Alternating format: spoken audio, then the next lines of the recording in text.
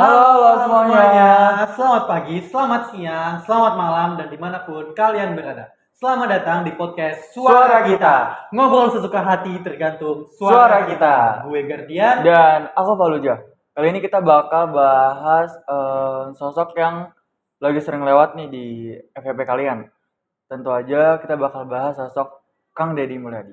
Betul, tapi tenang, kita nggak akan seperti podcast-podcast lainnya. Kita nggak bakal ngomong politik atau drama. Kita bakal ngebahas gimana sih media ngebentuk persepsi publik melalui sosok Kang Deddy Mulyadi. Dan kita nggak bakal berdua aja nih, kita udah kedatangan narasumber yang sangat spesial, seorang pengamat politik. Betul sekali. Langsung aja kita sambut Mas Kang Hanzala Ridwan. Oke, mau panggil Mas, mau panggil Kang nggak? Nggak apa-apa ya. Nggak apa-apa ya. Tapi, terima kasih telah mengundang Oke. saya, Bung Gardian, dan juga Bung Faluja. Gimana kabarnya nih Kang? Kabar baik, gimana kabar kalian juga? Baik. Kabar juga. baik. Dan semoga penonton juga dalam keadaan yang baik ya. Oke. Nah, Kang, kita ngundang Akang di sini tuh untuk ngebahas fenomena yang sedang viral nih, Kang, mengenai sosok Kang Deddy Mulyadi yang sering mengupload konten-konten turun ke masyarakat. Dari Akang sendiri, bagaimana tanggapannya nih? Nah, terkait fenomena Deddy Mulyadi ini tentunya sangat menarik ya, karena Betul, Kang. banyak menarik atensi masyarakat saat ini. Jadi orang-orang sering kali membicarakan sosok Deddy ini kan. Nah, kita ini bisa mengupas nih fenomena Deddy Mulyadi melalui satu teori kultivasi. Nah, itu teori apa tuh, Kang? Kayak gak asing soalnya dengernya. Nah, ini mungkin ini bisa disebut apa ya? Teorinya itu teori kultivasi disebutnya itu. Gitu. Jadi teori kultivasi itu apa? Jadi teori kultivasi itu ditemukan oleh atau dikemukakan oleh George Habner kalau nggak salah ya. Orang mana itu, Kang? Orang mana sih? Jadi teorinya menyatakan bahwa paparan yang kamu terima itu dari konten-konten di televisi secara terus-menerus itu akan membuat persepsi seseorang akan berubah gitu terhadap realitas sosial. Jadi yang aku tangkap nih semacam pembiasan persepsi lewat media ya, Kang? Mungkin aku bisa jelaskan lebih lanjut ya melalui contoh ya biar lebih mudah dipahami. Jadi ketika ada seseorang nonton konten-konten kriminal di televisi secara terus-menerus, dia akan mengubah persepsinya terhadap dunia, merasa bahwa dunia itu kejam, dunia itu berbahaya gitu, dunia luar itu berbahaya dan semacamnya. Dan itu disebut efek mean world syndrome. Ya, nah mungkin untuk lebih memahami lagi lebih lanjut tentang teori ini, ada asumsi dari teori ini, yaitu televisi dianggap berbeda secara fundamental dari media massa lainnya. Lalu yang kedua itu teori ini tidak memprediksi apa yang akan orang lakukan setelah menonton konten kekerasan seperti yang aku sebutkan sebelumnya. Terus juga tapi nih maksudnya yang sambung lagi tadi, maksudnya memprediksi tapi menghubungkan ketakutan seseorang terhadap dunia yang mereka anggap berbahaya gitu, yang dianggap ancaman gitu kan, yang nggak aman, itu dengan paparan yang mereka terima dari konten-konten kriminal gitu. Dan paparan ini itu terbagi menjadi 3 tahap, 3 bagian lah. Ada live views, itu paparan yang kamu terima kurang dari 2 jam dalam sehari. Terus ada medium kalau nggak salah. Medium views itu 2-4 jam dalam sehari. Dan yang terakhir itu ada TV views, itu lebih dari 4 jam dalam sehari. Ya, seperti itu. Dan tentunya dalam setiap teori ada konsep ya kan. Dan dalam teori kultivasi itu ada resonance dan juga mainstream. Seperti itu. Apa kalian pernah mendengar? Mungkin bisa lebih diperjelas lagi ya, Kang. Mungkin soalnya mungkin dari penonton nih kurang paham nih mengenai konsep-konsep tadi. Ya mungkin kita bisa lebih lanjut dijelaskan ya. Jadi resonance itu ketika seseorang gitu menonton ya konten-konten di televisi secara terus-menerus, dia mulai menerima gitu realitas sosial sesuai dengan apa yang disajikan atau disampaikan dari media televisi tersebut. Nah, mungkin aku bisa jelaskan dengan contohnya ya. Boleh. Kita balik lagi ke kekerasan.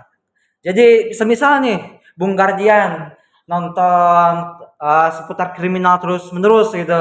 Nah, itu saya suka tuh. Ya, mungkin Bung Guardian suka itu karena merasa relate gitu. Aduh, kenapa itu? Relate itu karena mungkin Bung Guardian dulunya seorang kriminal. Aduh, gitu kan. bukan saya juga ya. Jadi kan resonansi itu kan berhubungan gitu. Jadi kontennya itu sesuai dengan pengalaman hidup itu ataupun keyakinan gitu kan, jadi ada relate gitu lah sangat relate dengan kehidupan kita. Terus selanjutnya itu yang ada mainstream. Jadi pandangan masyarakat kan berbeda-beda. Iya. Tapi itu bisa sama pandangannya dari konten-konten yang mereka terima itu sama juga gitu, konten-konten di televisi itu masyarakat menontonnya sama-sama gitu. Jadi adanya homogenisasi, betul, homogenisasi pandangan. Jadi pandangan itu menyempit seperti itu. Jadi kok gua nangkapnya nih Kang, Ya, jadi masyarakat itu yang awalnya dari latar belakang yang berbeda-beda bisa jadi sama karena Betul. mereka ini terkena paparan media yang terus-menerus ya Kang. betul sekali. Tapi gue mau nanya nih Kang, gue pribadi emang sering nih nonton video Kang Deddy Mulyadi, soalnya Ya. emang FYP terus kan. Betul. Nah, dari fenomena tersebut apakah itu juga termasuk dari teori kultivasi Kang? Nah, ini kita bisa lihat nih cara kultivasi dalam fenomena jadi ingat tadi yang aku bahas konsep resonans ya. Iya. Jadi konten-konten Deddy Mulyadi ini sangat relate gitu dengan kehidupan kita sebagai warga Indonesia. Dia membingkai dirinya sebagai sosok figur pemimpin yang dekat dengan rakyat, itu memberi bantuan sosial gitu kan dalam konten-kontennya gitu. Karena dia tahu kondisi Indonesia saat ini yang sengsara. Iya, sengsara gitu, penuh Nggak baik-baik aja ya. Gitu kan. Kita kan bisa lihat dalam beberapa bulan terakhir itu banyak sekali demo gitu kan. Karena Indonesia saat ini tidak baik-baik saja dan jadi memanfaatkan kesempatan tersebut. Tapi kan kalau misalkan kita penonton nih merasa relate akan konten-kontennya, bukankah itu sangat-sangat mungkin untuk membentuk suatu ekspektasi publik ya? Sangat mungkin. Karena tadi kontennya Jimbo itu kan viral gitu. Dan dia di algoritmanya juga gitu kan penuh gitu, algoritma konten jadi gitu muncul di laman-laman utama media sosial seperti TikTok gitu. Dan ya views, komentar, share juga gitu kan banyak gitu. Nah, ini kan ditonton berarti kan itu berarti bahwa atensinya itu banyak gitu, orang-orang banyak menonton. Dan apabila orang menonton ini secara terus-menerus itu mereka akan persepsi mereka akan berubah gitu terhadap sosok pemimpin yang ideal. Jadi pemimpin ideal itu seharusnya menjadi sosok seperti Deddy gitu, sosok yang dekat dengan rakyat, sosok yang langsung turun ke masyarakat, turun ke masyarakat gitu kan, terus tampil gitulah di kontennya gitu, melihat masyarakat, pemimpinan dekat dengan masyarakat dan juga memberikan bantuan sosial, bantuan langsung ke masyarakat seperti itu. Nah, kalau dari konten-kontennya Kang Deddy sendiri ini ya Kang, itu kan emang sering banget turun ke masyarakat dan membantu masyarakat yang bisa dibilang emang kurang mampu gitulah. Itu ada konten dia tuh ngebantu anak kecil yang sedang berjualan di jalanan. Nah, dari konten-konten tersebut apakah memungkinkan buat mempengaruhi mentalitas penonton Kang? Mungkin sekali, dan ini yang aku sebutkan di awal penjelasan teori ini, dan yang itu disebut efek mean world syndrome. Jadi mungkin aku balik lagi ya ke kekerasan karena mungkin aku ahli kekerasan ya. Jadi narasi tentang kekerasan, terus kesedihan dan lain sebagainya itu akan membuat seseorang merasa bahwa dunia nyata itu berbahaya, itu bahwa dunia yang nyata itu kacau gitu kan dan lain sebagainya. Sedih gitu ya, miris. Betul. Gitu ya. Dan mereka cenderung akan mencari sosok pemimpin itu, sosok figur yang dapat Kang Deddy Mulyadi yang dapat menyelamatkan kondisi dan situasi yang mereka alami saat ini, dan tidak lupa jadi juga membawa gaya populisme yang tentunya dapat menarik perhatian masyarakat.